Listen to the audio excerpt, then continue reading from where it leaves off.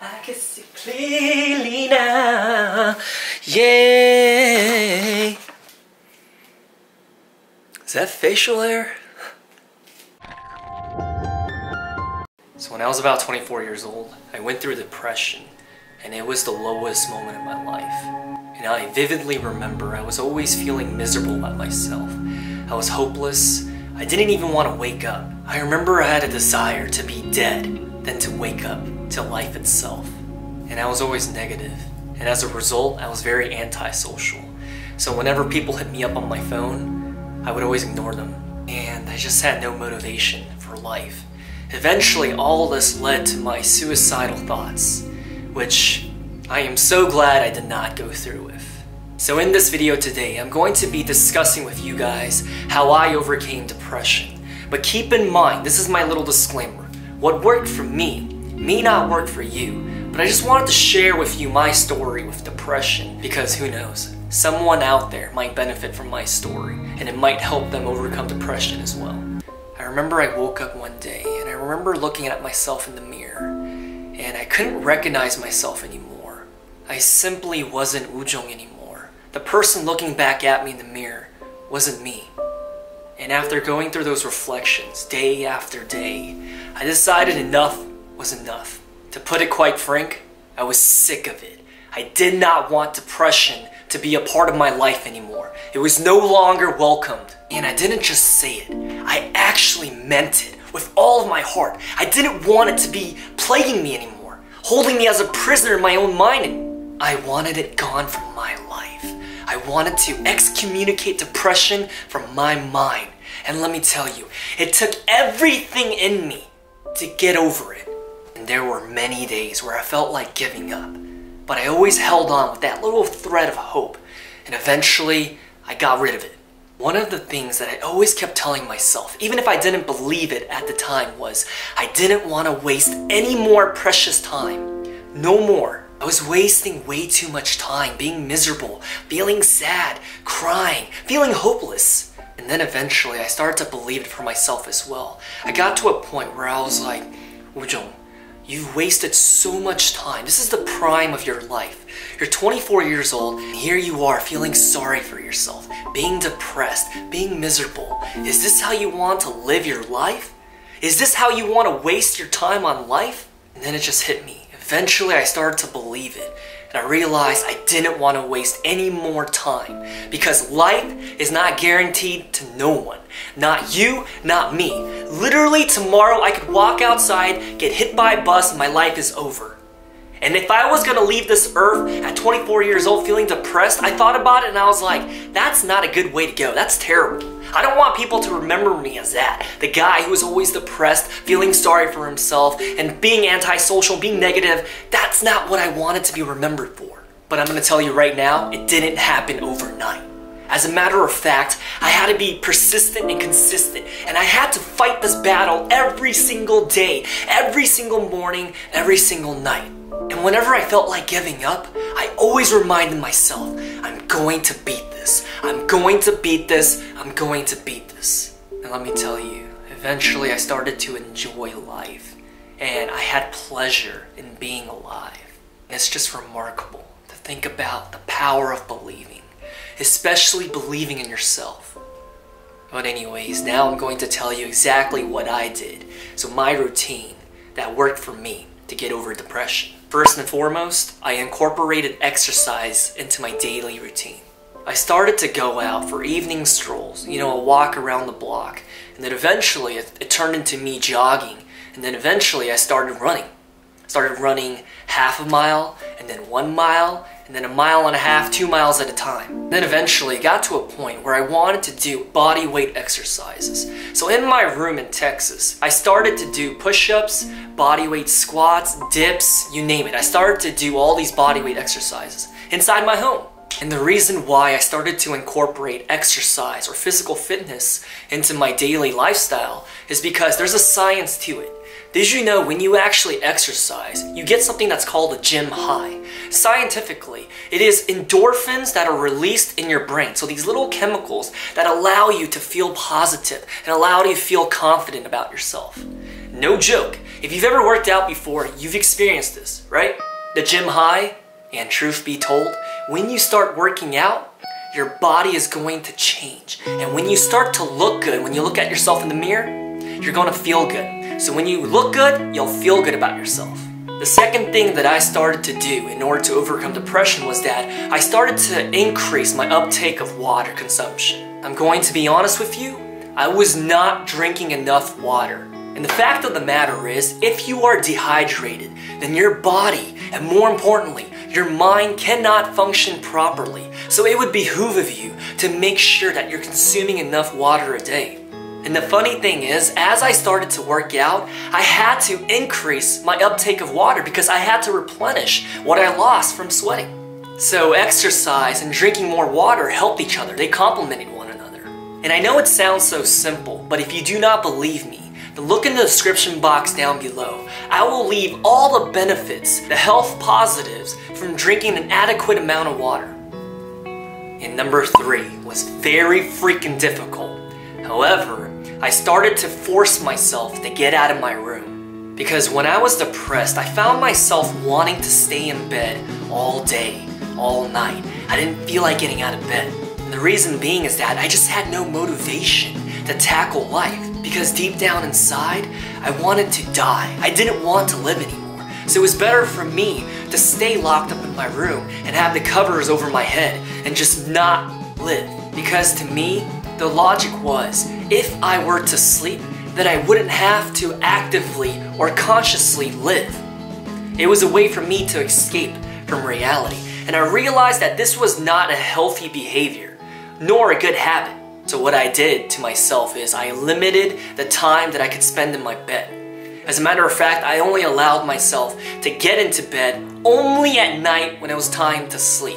And let me tell you right now, when I was going through depression, I also had anxiety. So when I was going through all this, it was really hard for me to actually fall asleep at night. And the crazy thing is, I would go to bed at about 11:30 and I would lay there all night because I was plagued with anxiety, worries, and these negativity thoughts that were plaguing my mind, and I wasn't able to fall asleep. And then the times where I would actually fall asleep, I didn't want to get up. You know, it's crazy to think about now because I don't even use an alarm anymore. I literally wake up excited every single day, 6 a.m., 7 a.m., ready to tackle my day. Who am I going to help today? Like, do you see the big difference from me now and me like 2 years ago, a year ago? It's crazy to see the changes. But anyways, to get back on track, number 3, I decided to get out of my room more frequently. I wasn't going to allow myself to be a prisoner in my room, to stay cooped up. Because what happens when you're by yourself? More often than not, you're going to have these conversations in your head that are going to be negative. You're going to have worries, you're going to be burdened with anxiety, and you're just going to be miserable. Even as an introvert, I can say this. Staying cooped up in your room by yourself all the time with all this negative energy is not going to be beneficial for you. So I got to a point where I decided to leave my room every single day, whether it was to just go grocery shopping or go out with my roommate to eat dinner, whatever it was. I decided I had to get out of my room every single day. And number 4 is probably just as difficult as number 3. But essentially, I started to stop feeling sorry for myself.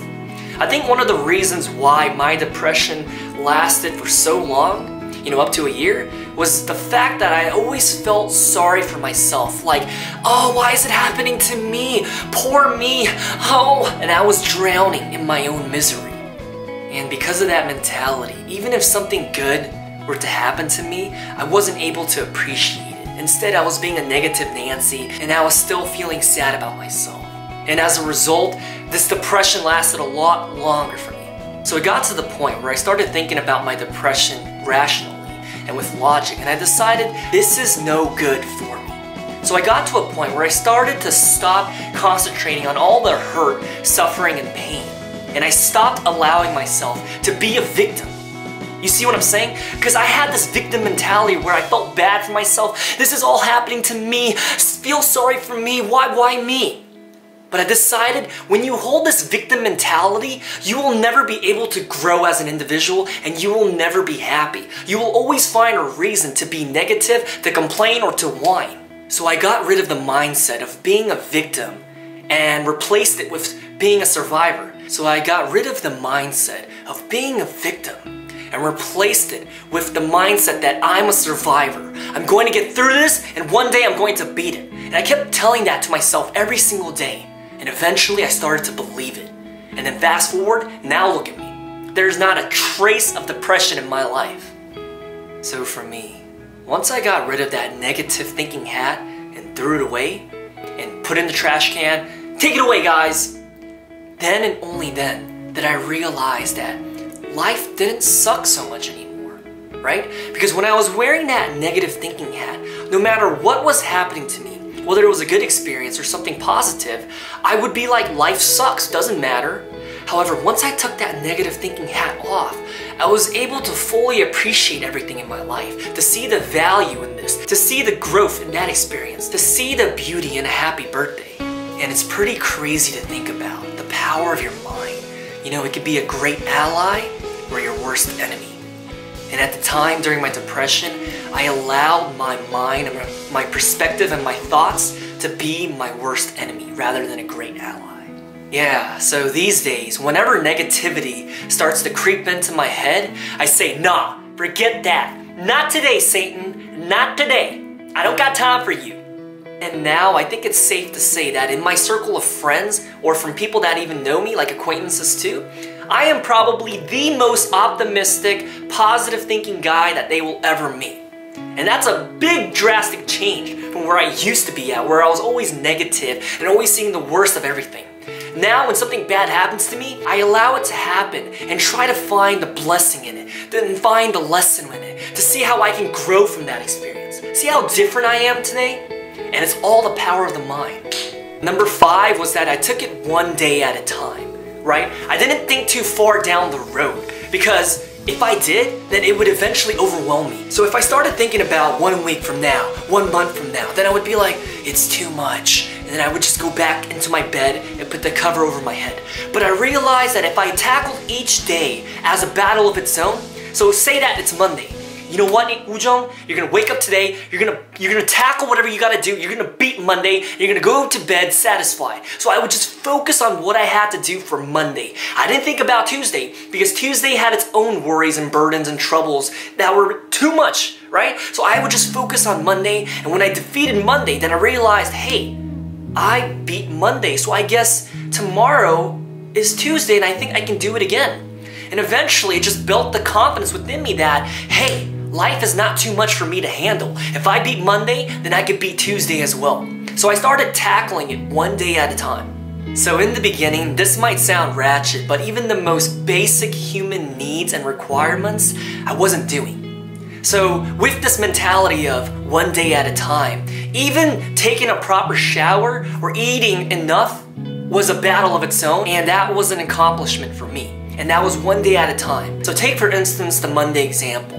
If I were to eat 2 or 3 meals for that day, then that would be an accomplishment. And I would want to repeat that for Tuesday and Wednesday and Thursday and so forth. Because when I was going through depression, I'm gonna tell you right now, I was not taking care of my hygiene. Right? I didn't care about how I looked at all. I mean, today I don't care how I look, and the fact that I have confidence and I know that God loves me regardless of how I look. But back then, it was a totally different mindset of I don't care how I look, to the point where I wasn't eating properly, I wasn't doing hygiene, I wasn't even freaking showering. It's gross, right? Yeah, I know it's gross. So when I decided that enough was enough, I tackled each day one at a time, each task, each hour. Just the day was the battle itself. If you're going through depression, you don't want to get to the point where you're overwhelming yourself by thinking of too much or trying to tackle too much at once. Okay? Just focus on today and getting through it. And repeat that for tomorrow. Focus on that day. And number 6 is the most important step that I took to overcome depression. So if you don't get anything out of this video, I think this right here is the point where you should start paying attention. So number 6 was that I found a reason to live. And once I found a reason to live, my life started to have meaning. So if you're going through depression, I think it's very important that you find a reason to keep living. Whether it's for your family, your father, your mother, your cousin, for your dog, your boyfriend, your best friend. Find the reason, even if it's not a human. It might even be your love of football, your love of food, K-pop, whatever it is. Find a reason to keep living. And if you can't find one because this depression has taken over and you just can't think straight anymore, I'll give you a reason. Your reason to live? Do it for you. Your life is not supposed to end yet. I'm gonna say that again so it gets to you. Your life is not supposed to end yet. You are important in this universe. Whether you see it or not, I see it. You are important in this universe. And if you were to leave, your presence would be felt. So if you can't find a reason to live, then that reason should be yourself. The example that I want to use is, imagine that your life, whatever has happened so far, imagine that your life is a movie. And you, my friend, are the main actor. And this depression that you've been going through is the climax of the story. However, this right here is now your opportunity to turn it around and allow the audience to witness how you turned your life around and you made it something great. So you're probably wondering, Woojong, what was your reason? What got you out of bed? What motivated you to beat depression? I mean, what was your reason for you to start exercising? I mean, how did you find that inspiration to start drinking water? Okay, so you want to know what was my reason. Well, I couldn't do it on my own anymore. It got to the point where I realized if I keep walking this path by myself, then I would be consumed alive by depression and eventually I would have committed suicide. So, with that said, because I knew I couldn't do this thing on my own, I finally turned to Jesus. And the amazing thing is, during the entire duration of my depression phase, He was always there.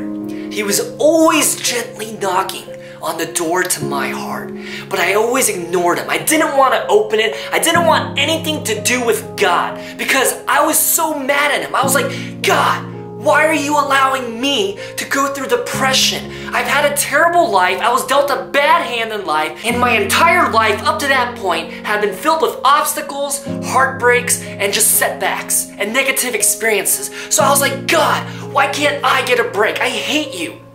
That's who I was. So in a sense, I refused to open the door because I had a grudge against Him. And I was like, God, can't you just give me a break? And I just couldn't believe that if there was a God, why would He put me through this? Right? So I was so angry with Him that I didn't want to open the door to Jesus.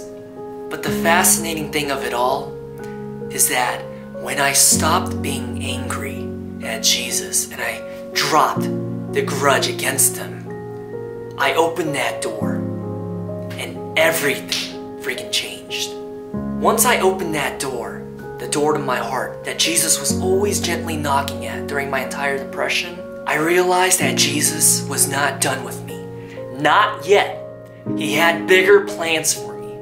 And it was very hard for me to see at the time, right? Because I was like, I'm sad. I'm not going to be able to help people. I'm not going to be able to impact lives. I'm depressed. How can I help other people if I'm depressed myself? Jesus, go away. I don't want none of this. But then I realized I had to get through this depression and beat it so that one day I would be a living testimony and be a survivor of depression and help other people overcome it. And so I did. I was victorious over depression with the help of Jesus. He was my reason.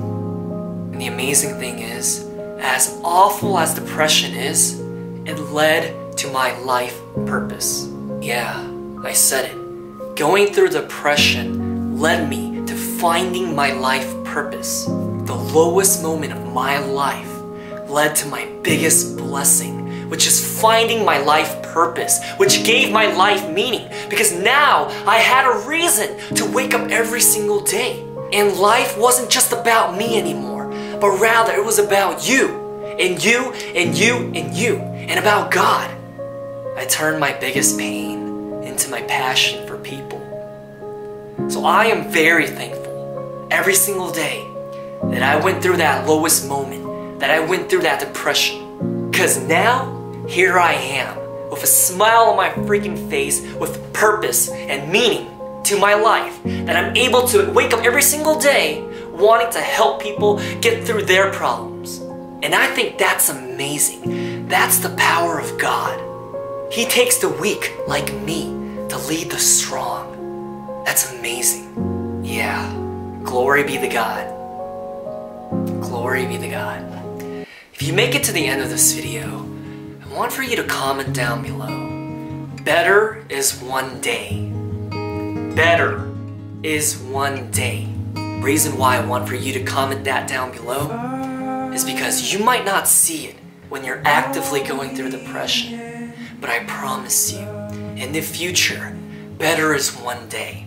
You need to find and hang on to that single thread of hope to keep going, because your life is not meant to end right now. No, sir. God has bigger plans for you. And with that said, I'll talk to you guys in the next one. I love you. God bless you.